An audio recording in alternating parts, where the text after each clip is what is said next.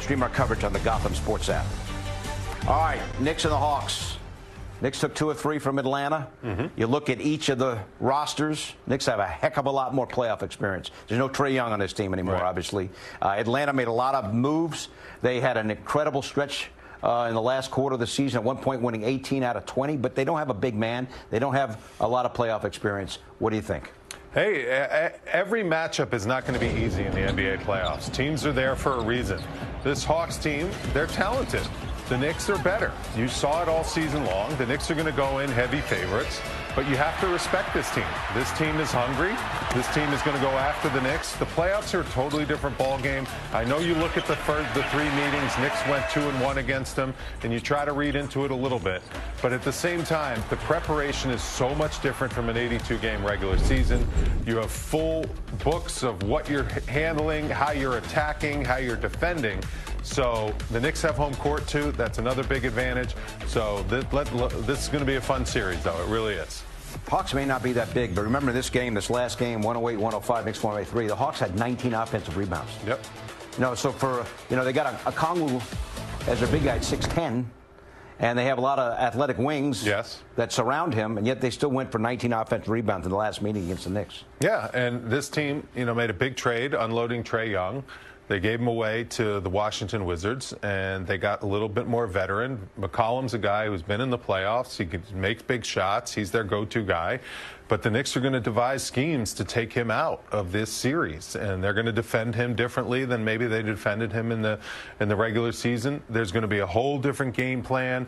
And listen, series take on a different kind of mold and mindset. Game 1, Game 2, Game 3. Knicks just have to be ready to go in Game 1, set the tone, come out at home, and dominate, and go from there. In that last game, they just played the last handful of games when the Knicks won by 3. We talked in the postgame show about how the fact the Knicks have an advantage because they have the closers. Yeah. Atlanta's got a lot of skill. And Nickeil Alexander-Walker in that game went for 36. He's good. And as good as he is, though, I don't think you can count on him going for 35 on a regular basis. Well, you would think the Knicks are going to defend him, try to take him away, not give him any airspace, any looks. They're going to learn from that performance that he's very capable of going off and doing stuff like that. But then you got to worry about someone else stepping up off the bench. The preparation level will be there by the Knicks. I am just concerned about how the Knicks are playing. And right now, the Knicks are playing some of their best basketball of the season. They have a better record than they did last year, a better offensive rating, better defensive rating going into the playoffs. What is going on, everyone? Welcome back. Today we are talking about the first round matchup in the Eastern Conference that nobody saw coming a few months ago. The New York Knicks are facing the Atlanta Hawks, and the Hawks literally asked for this. They tanked their last game of the season to get this matchup. And the ESPN analysts are breaking down exactly why that might have been a huge mistake. Let me start with the basics. The Knicks took 2 of 3 games from Atlanta this season. They have home court advantage. They have a heck of a lot more playoff experience. And here is the biggest difference. The Hawks do not have Trae Young anymore. They traded him to the Washington Wizards. The guy who tormented Knicks fans for years, the guy who did the bow and arrow celebration at Madison Square Garden, is gone. In his place, the Hawks have C.J. McCollum. He is a veteran. He has been in the playoffs. He can make big shots. But he is not Trae Young. And the Knicks are going to devise schemes to take him out of this series. They are going to defend him differently than they did in the regular season. One analyst points out that the Hawks had an incredible stretch in the last quarter of the season, winning 18 out of 20 games at one point. But he also notes that they do not have a big man. They do not have a lot of playoff experience. And when you look at man for man, the Knicks are simply better. Another analyst says, every matchup is not going to be easy in the NBA playoffs. Ums are there for a reason. This Hawks team is talented. But the Knicks are better.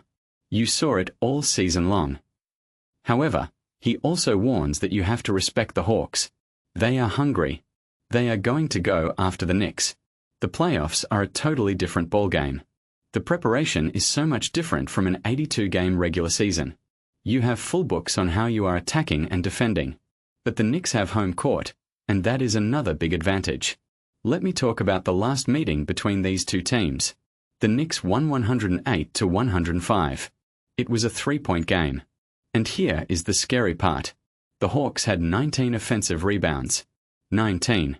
Their big guy is Okongwu, 6 feet 10 inches. They have a lot of athletic wings around him. And they still went for 19 offensive rebounds against the Knicks. That is something the Knicks have to clean up.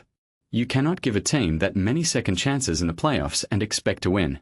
One of the analysts brings up Nickeil Alexander-Walker.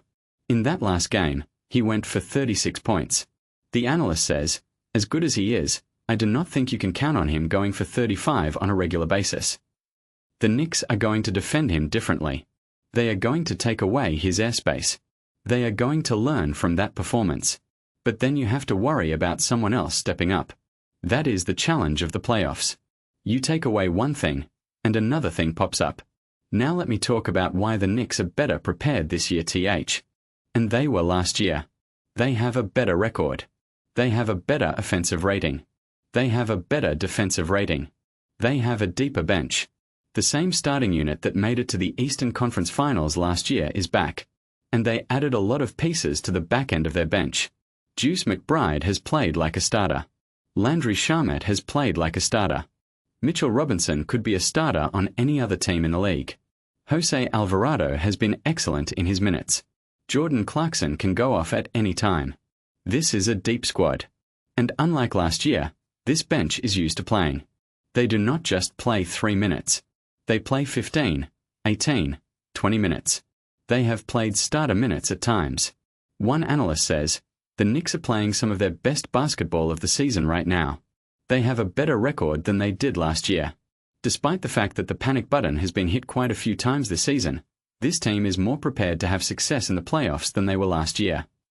And he is right. The Knicks have been through the battles. They have been in close games. They have pulled out wins when you did not think it was possible. They have blown leads and then turned it on in the last 5 minutes and won. This team has seen everything. Let me give you a stat. The Knicks' net rating in the fourth quarter this year is plus 11.6. That is the best ever since they started keeping that stat in 1996. That is not an accident. THA. T is Jalen Brunson being Captain Clutch. That is the coaching staff reading the game and making adjustments. That is knowing the matchups you want and how to attack them. The Knicks have the cohesion. They have the chemistry. They have the confidence. One analyst sums it up perfectly. He says, you love the expectations. That is what you live for in professional sports. That is what you live for in the NBA. You want to have championship aspirations. That is the only reason you play this game as a professional, to win a ring.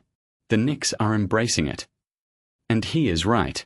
With expectations comes a big-time luxury for the coaching staff. They have to make tough decisions about who is in the rotation and who is not.